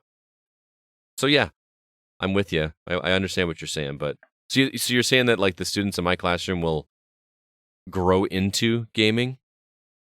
Yes. So because my worry is that that generation is going to grow up and just either not be interested in gaming anymore, and it's going to all go away. I know you and I've had this conversation for years now. Like, I'm worried of another 1983. Mm-hmm. Like, I'm worried that crash is going to happen again, especially because there is just so much that sooner or later, because history's always like cyclical. Yeah. Mhm. Like, sooner or later, it's going to happen, and kids are going to be like, outside is the way to be. Oh, dude, that's not going to happen. You never know. It's not going to happen. I've seen Stranger Things. I did too. All 5 seasons. It was great. So funny, Scott. No, I'm really hoping that sooner or later, like, I see it in Jameson. Jameson is not interested in gaming, Mm-hmm. and it's widely available to him in my house. And he's like, I'd rather go outside and like play with dirt. Well, it's becoming the old man thing. Like that old. You gotta use your hands. It's like a baby's toy. But again, like he'd rather go outside and play with dirt. Yeah. And I'm like, that's my boy. He's also 6, right? Like, Yeah, but by 5, like, you have second graders, man. 4th graders. Okay, but you've dealt with. Sure. And like, I remember like young kids like, like AJ when he was 5, he was like, I need an Xbox. I'm like, bro, you're 5. Yeah. No. I mean, that's how I was Word. when I was 5. I told my parents I needed a PS1 because my uncle had one, and they caved. And now I'm here. So I'm hoping it's gonna shift back. Hope so. All right. Next question on Discord comes from David Newman. He says, I feel like I know everyone's answer to this. Why do you gravitate to either achievements, Scott or CB, or trophies, Zach? Of course, would love Alyssa to answer if she's on. Just don't know if she's ever specified on the show. So let's start with you, Alyssa, because I think everybody knows our answers. But do you lean one way or the other, or do you even care about trophies and achievements? I don't really care, but it's always nice to hear that little ding noise. Mm-hmm. But I do gravitate towards achievements on Xbox just because I use the Microsoft reward system. And getting achievements, you get points, and then you accrue the points, and then you get rewards after a certain amount of points you have. So it's just a little more fulfilling that way. Right. But overall, like, if that was not a factor, I wouldn't really lean either way. It's just it's just satisfying to hear the ding. But otherwise, I just like playing games. I'm not concerned with getting achievements or trophies, but I know a lot of people love to, get platinums and get every single achievement, and I think that's great. That's just not my play style, but sure. I fell off the wagon probably mostly because CB has like surpassed me and then some. So it's just like I just don't even have a chance to ever catch up. CB's number one.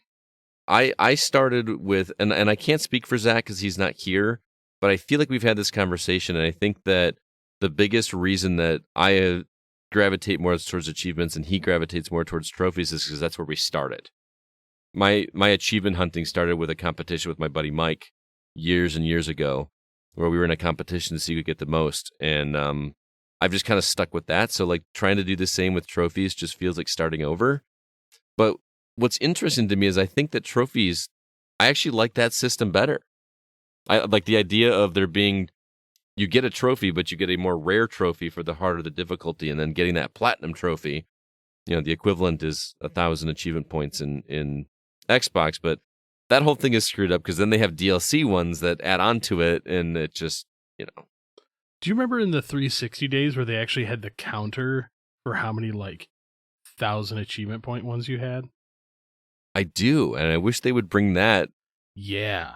I wish they would bring that back. Like, why can't they? Is it? I wonder if Sony said, well, you can't do that because that's like trophies. No, because I think it was the DLC achievements that ruined it. Yeah. Because you were like, oh man, I've got 30 games, and then they release a DLC that you have to pay for. Yeah. And then you're like, okay, I was at 1,000, now I'm not. Right. It should still be able to count it if you have the 1,000 base achievement points. Yeah. You know what I mean? I don't know. It feels like that would be a problem easily solved, but also there are a lot more important things to be working on than something silly like that. So I should sit down and have you show me how to do that. The rewards thing? The rewards thing, because you can't, I assume you can't retroactively get rewarded for your achievements, right? You mean the reward thing that paid for this?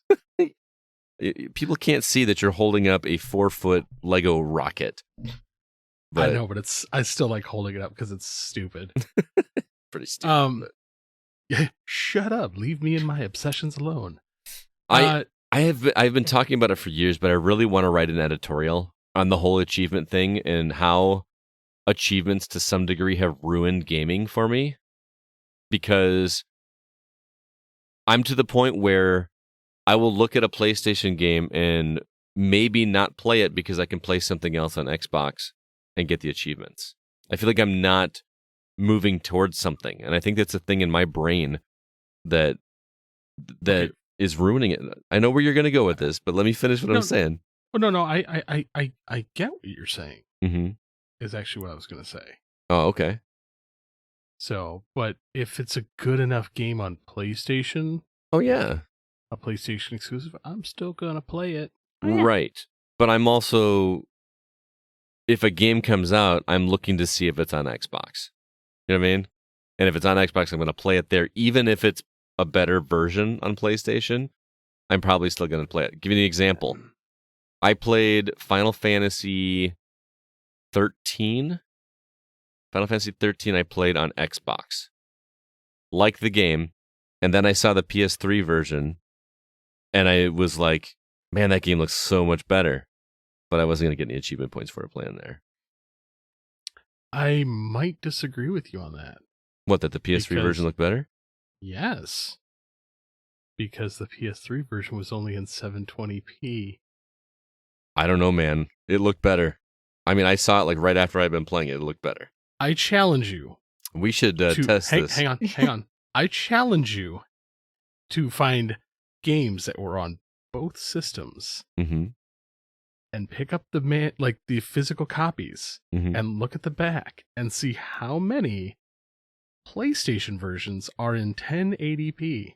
I don't know how to look at the back of a disc and tell if it's 1080p. When you pick it up, and there's like these little blue and red boxes right above the ratings Oh, that okay. give you like how many players this can be, like is it in Dolby and is it in like 1080p or 720p? Do you own Final Fantasy 13 on I Xbox do. 360 and PS3? I do. I think we should put this to the test. Yeah, 'cause we I wanna- should. Because Nate, our producer, and I used to, when we worked at GameWorks, Mhm. we discovered this, that when you would pick up both copies, brand new games available on both systems, 9 times out of 10, it was only 720p on the PS3. Hmm.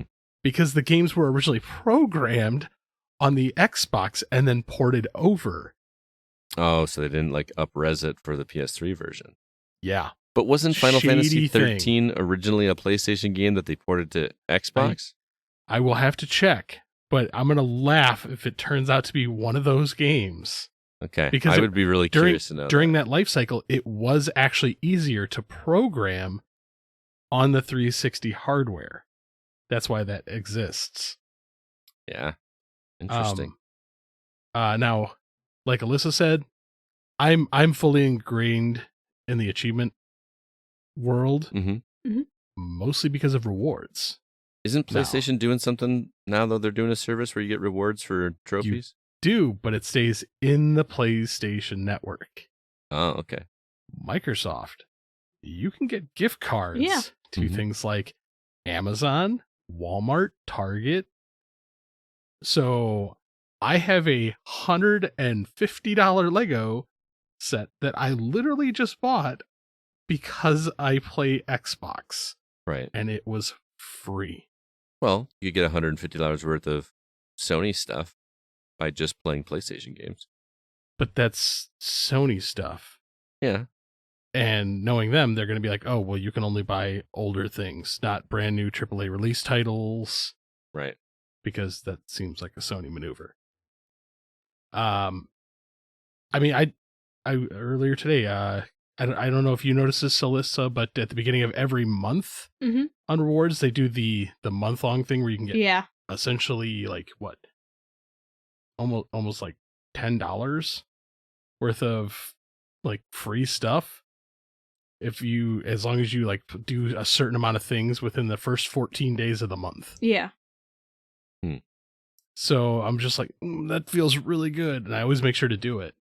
But you can keep a chain going where as long as you do Yeah. your weekly reward, it starts at 100 points.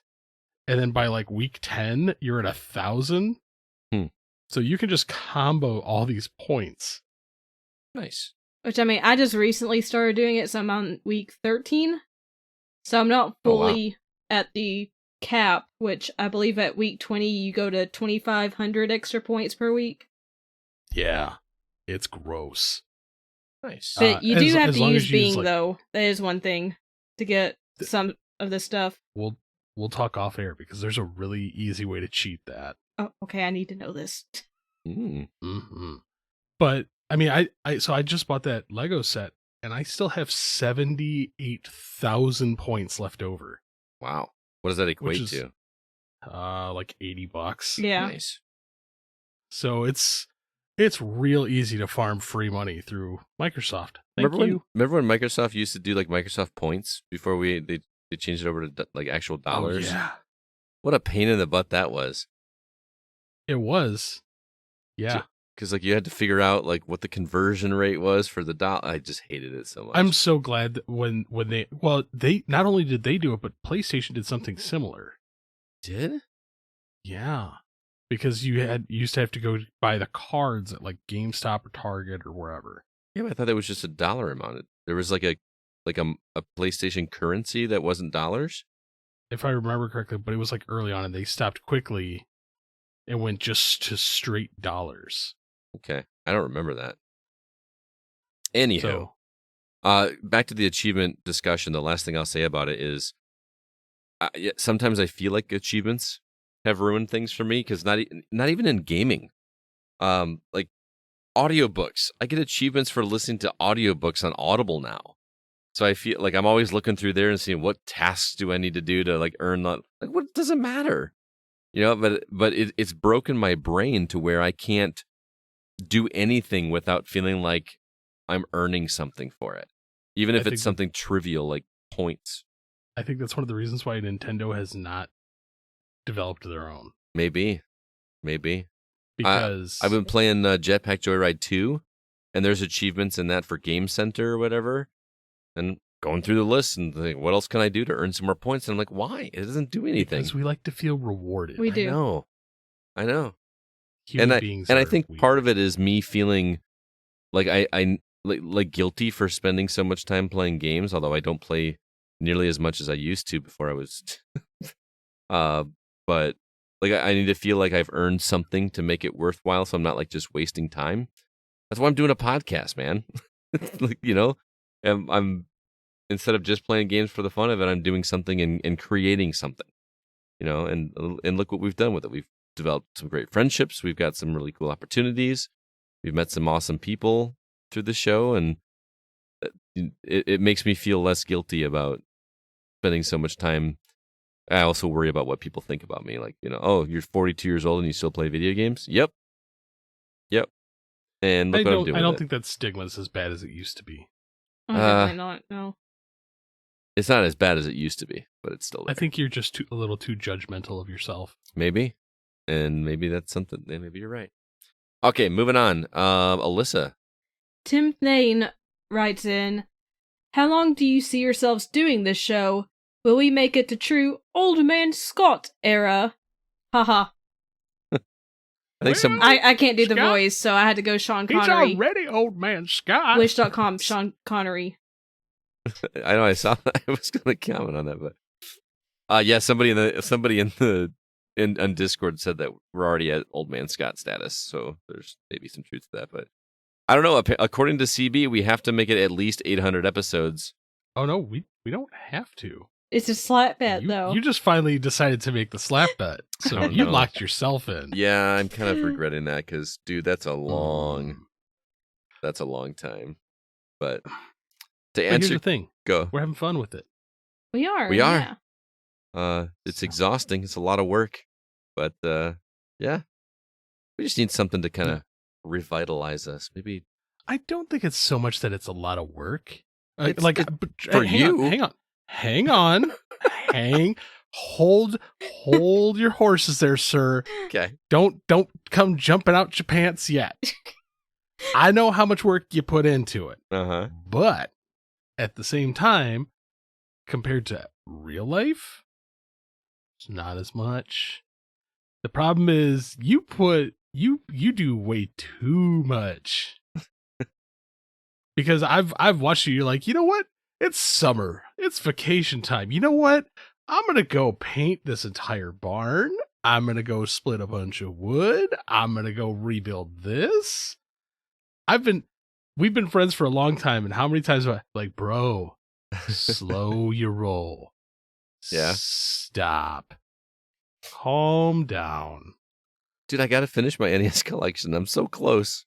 I know you are, but it's not about the finish line. It's about the run itself. Dude, the run itself sucks right now. I DJ'd a show on Saturday. I'm DJing a show this Saturday. I got a wedding in 3 weeks. All that is all to pay for my NES collection, because once I finish my NES collection, I am done DJing. Lies. Did you see what I posted yesterday, by the way? I did that dance. Speaking of Old Man Scott, I DJ'd that dance up there, and this kid comes up to me, and he's like, so how old are you? And I was like, 42. And he's like, and you still do this? See, that's the problem, man. You're letting other people get to you. And I just felt really old all of a sudden. Like I had a blast. But... How long have you been working on your NES collection? Oh, man. over 15 years, probably.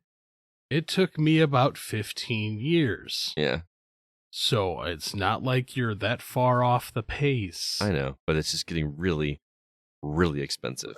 But trust me, man, those last like 15 carts, I was just like, throw the dollars. Dude, that's what I'm doing. That's what I'm doing. I am just like trying to get as many gigs because I want to be done. I'm ready to be done DJing. You were in a better position than I was, because when I was towards the end, like I had the top 5 to go. Yeah. You've already knocked those out. I still got You got your little Samson, you got your dinosaur. I got to get Panic Restaurant. Yeah, it's a 1. Yeah. And a it's big like one. what, number 3? Yeah. Though Anyway, by the way, have you recently looked at the price of that? did it go up? What's it up to now? You're not going to be happy. 12? Yeah, I figured Yeah. as much. It's climbing. I'll have the money this month. So, like, somebody has a copy of Panic Restaurant, please let me know because I will have the money soon. As soon as I pay my taxes and get paid for these gigs, I will be ready to go.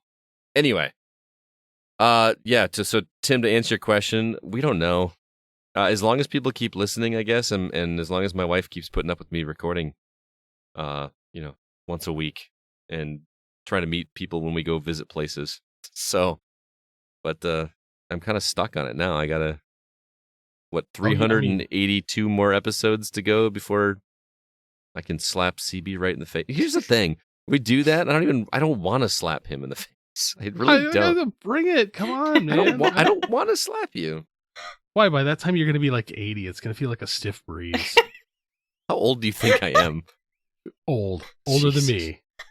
All right, You got gray hair, man. Next question, CB. Carmel Bear writes in, what is the most touching gaming moment you've read, heard, or experienced?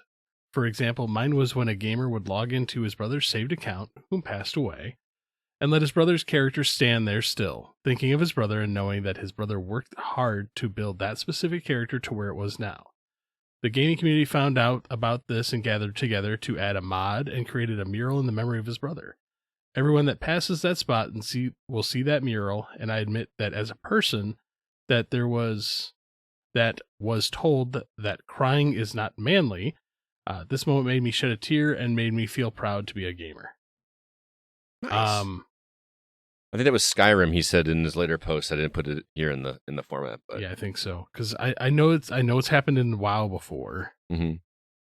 The one that I remember, and I don't remember which racing game it was, but some guy used to play a racing game with his dad, and you know how the games have like a ghost mode where like you could race somebody else's ghost, basically, of like, and his dad passed away, and he hopped into the game and was racing his dad, and it was just kind of getting caught up in the emotions, and then was racing towards the finish line, beating his dad.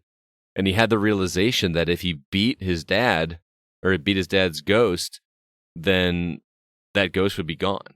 Like they would, so he actually stopped before the finish line, let his dad pass so that he could still race his dad, in the future. I always thought that was kind of a really sweet moment. Yeah. It is. Yeah. I believe, I think it's in World of Warcraft, they actually created a Robin Williams. Yes, I remember hearing about that. And like to me that meant a lot because growing up with Robin Williams, like as that guy, is always been like really, really touching. Mm-hmm. So remember hearing that meant a lot to me. For me though, like the most touching, and it's not so much a gaming moment as it is like a weird attachment to gaming. Sure. Most people know that I was deployed out to New York at the height of COVID. Right. And there was a commercial that aired on TV, thanking the first responders in New York. It was the Canyon of Heroes commercial. And somebody sent it to me, and actually, like,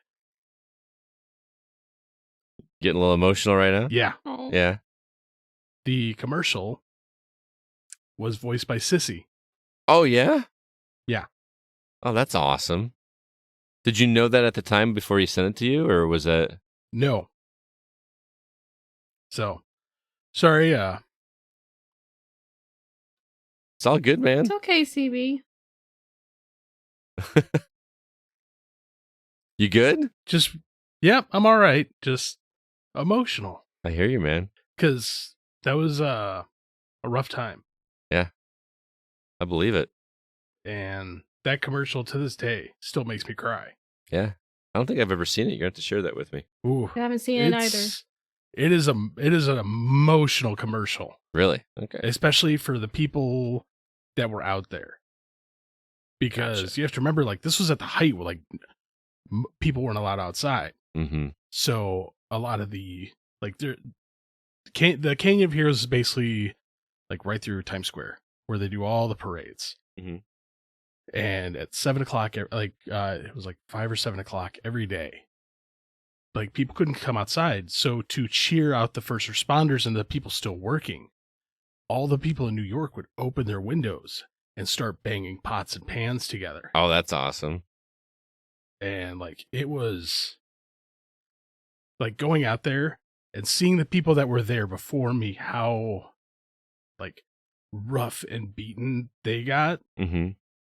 I know when you were going into it. Like, the fact that you see firemen crying on the side of the road when they saw the line of ambulances coming from out of state to help. Right. Like, it was rough. And then Sissy doing that commercial.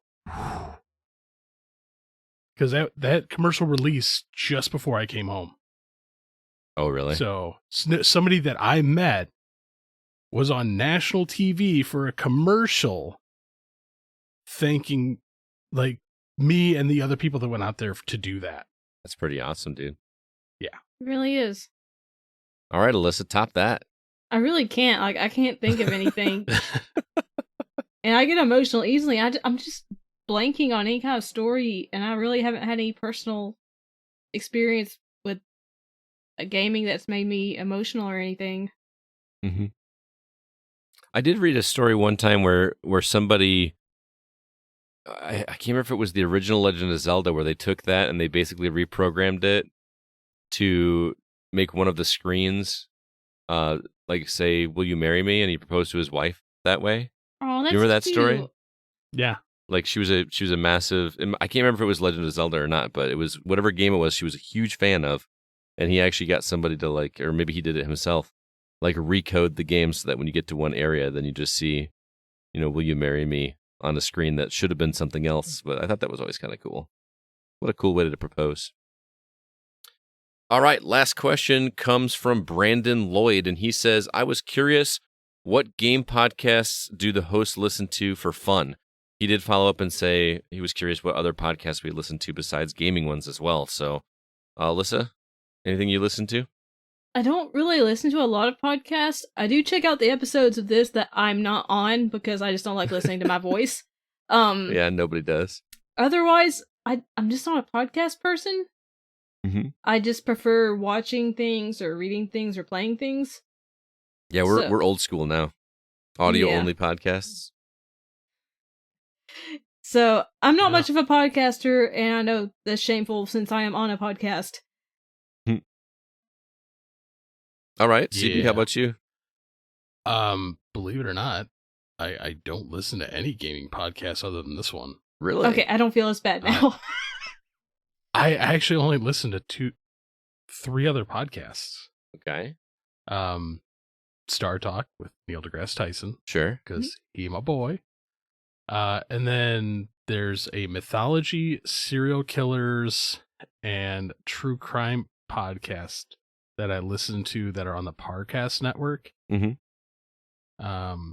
Just because my background with criminology and everything, I'm like, yay, these are fun. But yeah, I've never really been a big, like, even before, like, I started recording this, I was never a big podcast person. Really? Man.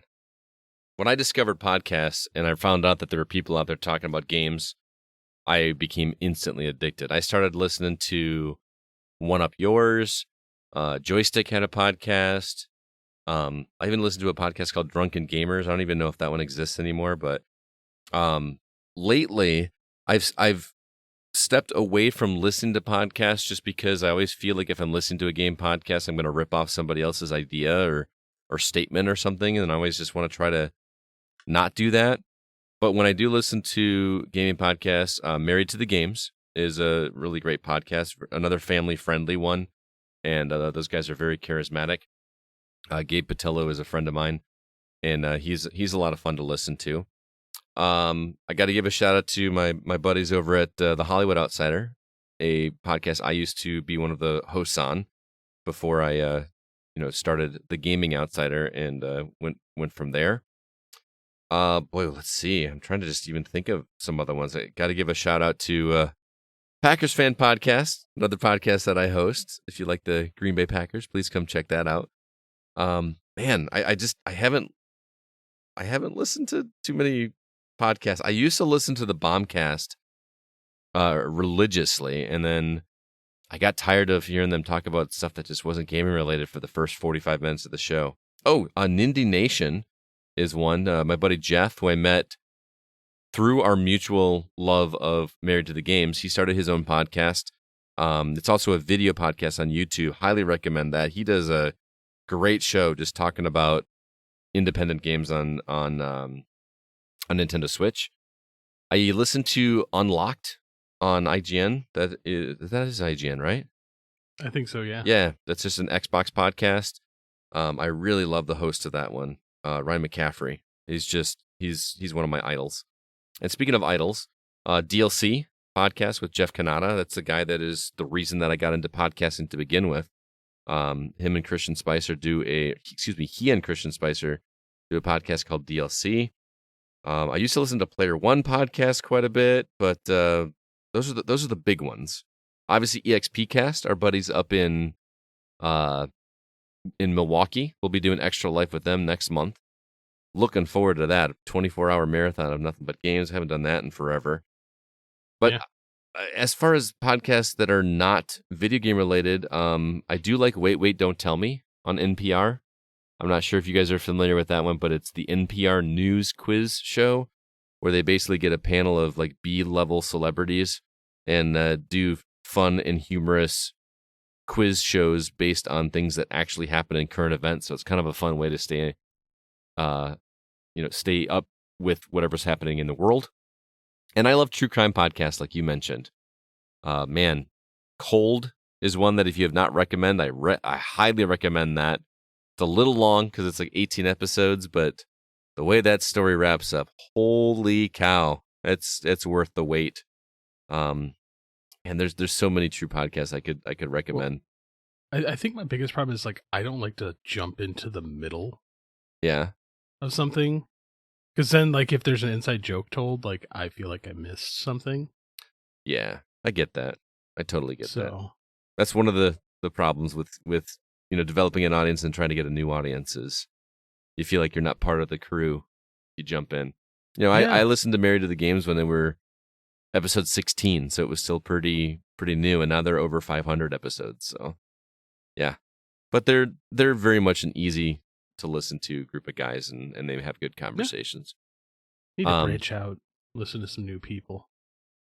Oh, and Sword and Scale, if you like true crime stuff. Sword and Scale is a great podcast, and that one's a good one because you don't have to like listen from the beginning. Each episode is just like is its own episode of whatever true crime thing he's covering. That's really good. So anyway, Brandon, that's a lot of podcasts I just threw at you. I hope you had a pen handy. Like I said, I've kind of stepped away a little bit just because I've really gotten into audiobooks a lot more recently. And I've been trying to play catch up on a lot of books that I've missed out on or ones that have just really caught my ear. So I tend to do that more and, still listen to music. But every once in a while, I do love getting into a podcast. So there you go. Oh, and just to help plug my friends, I know Aaron and Troy do Blacklist Exposed. If you like the TV show Blacklist, they've actually won an award for that show. They've had the showrunners on that episode. They're on the DVD or Blu-ray commentaries. They actually got to do that. What an honor that was. They also do Beyond Westworld, which is based on HBO's Westworld. They do a really good job of picking apart each episode. It's a lot of fun to watch the episode and then go listen to the episode. So And I know it doesn't exist anymore, but Smirk was always a great podcast that Zach was a part of, where they took they wrote stories and then tried to make like social commentary on it and have some fun with it. So that's really good. If I missed any of my friends that do podcasts out there and I didn't name you, I apologize. But obviously, I've listened to quite a few podcasts in the day. So there you go. Well, there you have it. And that's going to do it for this episode of The Gaming Outsider. CB, Alyssa, thank you so much for being here, as always, and putting up with my my tiredness. I am running on fumes. I don't know if everybody can tell, but I am out of gas for sure. So, CB, do you got any parting words or recommendations before we get out of here? Oh, I have a recommendation for you, Scott. For me specifically? For you and for anyone else listening. Okay. Because I know you like the audiobooks. I do. I have an interesting one for you. Okay, I'm listening. And it's kind of scary. Scary. So you know Warner Media Group, the owners of DC Comics. Mm-hmm. Did you know that they employ a team of actual scientists to develop how to take over the world? What? What? Yes, a group of scientists and research team that develop plans that are plausible, scientifically backed, and possible for the supervillains to do in the comics. Oh, so they're not like actually trying to, they're just looking for ways to make a scientific way. You have a multi-billion-dollar company that has a team of scientists researching how to take over the world. And keep in mind, these are all possible and plausible. Well, one of the guys wrote a book on it called How to Take Over the World and Become a Supervillain. Interesting. It's an audiobook. And so far, I just finished the first chapter. It is fascinating. Okay. Like utterly fascinating. What's it called again? How to Take Over the World. How to Take Over the World. I'm intrigued. Yeah, and because like the first one, chapter 1, just so everybody knows, is building a secret, like a supervillain secret base. Nice. And like he goes through and weighs the options. Like, would you want to do it on land? Would you want to do it underwater? Would you want to do it on water? Would you want to do it in space? And he gives you like the best possible way to do it, and even comes up with ways on how to create funding to do it. Oh my goodness. That's that are scary. all, yeah. Like the book comes with a heavy disclaimer. Like, don't do this. Yeah, don't don't try this at home. He's like, don't do this anywhere. Yeah. That's kind of scary, actually. Like, at what point, But press. the fact that a media company has a team of research scientists plotting how to take over the world. So has Disney read this book? Maybe. It's kind of scary. So, but it is a fat, and the guy who is the head of that research team is the narrator of the book. Nice. So, it's real good. Interesting. Alyssa, what about you? I'm a little late to the party with this movie, but I watched Bullet Train this week, and it was just a blast. I want to see that. I still haven't seen it. Oh, it's so much fun. Like, Brad Looked Pitt like it in the trailer. Brad Pitt's an assassin who no longer wants to be an assassin. He's very much zen and calm, but then he gets on a bullet train in Japan with a bunch of fellow assassins, and they're all fighting each other over a briefcase. And it just goes in different places. There's a bunch of different cameos. It's directed by the director of Deadpool 2, and he co-directed the first John Wick, so it has a lot of the John Wick vibes with the Deadpool 2-esque humor. It's a blast. Nice. Speaking of Deadpool, how about that Deadpool 3 drop? Yeah, Wolverine! Both of them. Yeah, I did see the second one too, which was, humorous. They talked about what was going to happen. They just played music over They while he's did. talking. That was great. I mean, people can lip read, right? So they can just totally know what they said, but obviously they wouldn't have revealed anything. Blast in a glass, man. Dude, that I watched that and I was like, is this for real? This is amazing. Like the way that trailer dropped and that look that Ryan Reynolds gives when he just does like the real quick eyes get big thing. Well, the funny thing is at first, like, because you couldn't even see Hugh in the background. Right. Yeah. It just looks like a person, and then you hear the voice and you're like, Sure, Okay, whatever, it's- Ryan. it sounds like Hugh, but it's not. And then they did the second part of it, and I'm Yep. like, all right, so yeah, this is a thing now. That's like a dream come true. That I cannot wait to see what they do with it. that has been the entire Deadpool franchise, by the way. Yeah. Because the first one, like, we saw that like quick 30-minute snippet, a 30-second snippet from a long time ago, got leaked. Actual movie got made. Yep. And then they made a second one, and now they're making a third one with Hugh Jackman. So I'm like, A lot of people are upset that, like, because we had his send off already. I don't care. I'm I so don't care excited to either. see these two in a movie together. It's gonna be great. Especially with the fight that they've been having for years. Oh, I mean, it's all mock. Oh, I fight. know, it's not all real, fun. but yeah. But still, it's been fun. Oh yeah, totally. I also have an audiobook recommendation. Actually, it comes from Zach because I finished Console Wars this week, and I will say first off, go listen to Console Wars. Holy crap, what a great listen that is. I wish I had read that book before we interviewed Tom Kalinske because I felt so ill-equipped, and now knowing what I know, I would love to go back and redo that interview. But anyway, so I posted on social media that, like, hey, I was finishing this book and I wanted some other recommendations, and Zach was one of the first ones to respond. So I started reading a book that he recommended called Stay a While and Listen. Have you read this one, CB? It's on my list.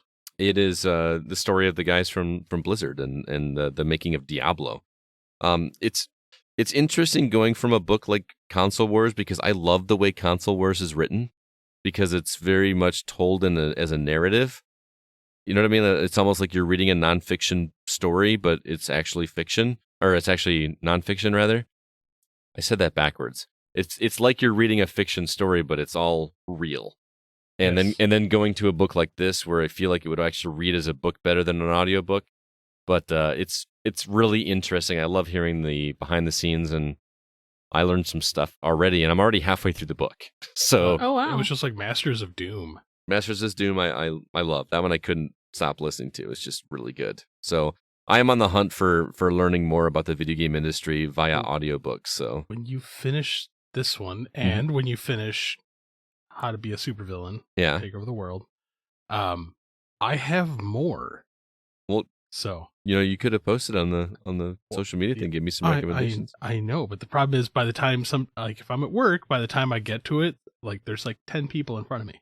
Yeah, so I still get a notification.